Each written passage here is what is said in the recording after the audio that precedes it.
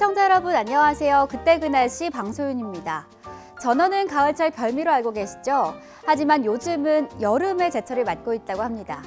사계절에 잡히는 전어는 봄과 여름 산란기를 마친 뒤 몸을 보호하기 위해 영양분을 채우는 가을의 맛이 가장 좋다고 하는데요. 그런데 최근 여름이 앞당겨지고 폭염 일수가 늘면서 바닷물도 빨리 데워져 산란 시기가 앞당겨졌다고 합니다. 선선한 바람 불면 생각나던 가을 전어도 이제는 옛말이 된 것 같습니다.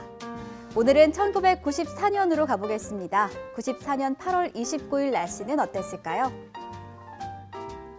경기 폭우로 열차 한때 불통이라고 적혀 있습니다. 우선 기사 사진부터 볼게요. 사진은 지난 28일 밤 경기 송탄시 서정리역 일대가 시간당 100mm의 폭우로 물에 잠기자 아버지가 자신의 아이를 튜브에 태워 긴급히 대피시키고 있는 내용입니다. 사진만 봐도 비가 얼마나 많이 내렸는지 알 수 있겠죠? 기사 내용을 자세히 보니까요. 28일 경기 남부지방과 충청 중북부 내륙지방에 호우경보가 내려진 가운데 최고 355mm의 국지성 집중호우가 내려서 철도와 국도 등이 침소되고 가옥이 잠겨 행인이 실종되는 등 수많은 이재민이 발생했다고 합니다. 올여름은 국지성 호우가 잦긴 했지만 지난해 대비 64% 감소한 강수량을 보였습니다. 극심한 폭염으로 오히려 태풍을 기다리는 상황까지 연출되기도 했는데요. 8월도 끝나가고 있습니다. 곧 시원한 가을 바람도 불어오겠죠? 그럼 다음 기사도 살펴보도록 하겠습니다. 돗자리, 발 씻지 말고 마른 걸레질. 이 기사는 여름내 썼던 여름용품들의 손질 방법을 알려주는 내용입니다.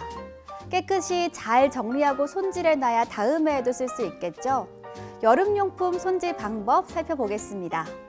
먼저 돗자리나 발은 마른 걸레질만 하는 게 좋은데요. 혹시 얼룩이 심하게 졌다면 미지근한 물에 중성세제를 풀어서 천에 묻혀 닦은 다음 식초도 묻혀서 닦으면 깨끗해진다고 합니다. 그리고 그늘에서 말려서 무늬가 있는 쪽을 안으로 말아 보관하면 됩니다. 그리고 여름철 가장 많이 쓰는 에어컨은 필터 청소를 해주면 되는데요.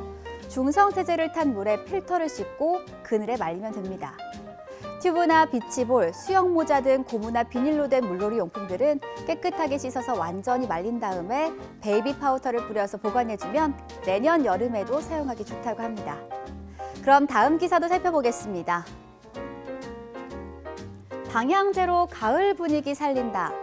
기사 제목만 봐도 기분이 좋아지는데요. 이 기사는 가을에 문턱에 들어서면서 백화점이나 생활용품점에 방향제를 찾는 고객들의 발길이 잦아지고 있다는 내용입니다.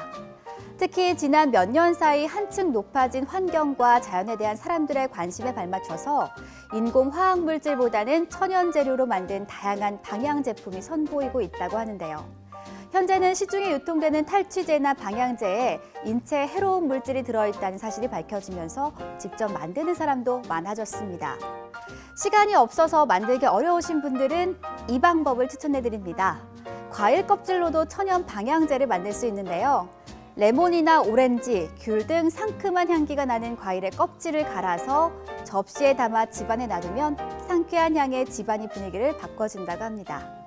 레몬은 스트레스와 지친 심신에 활력을 불어넣어주기 때문에 향기만 맡아도 기분이 좋아지겠죠?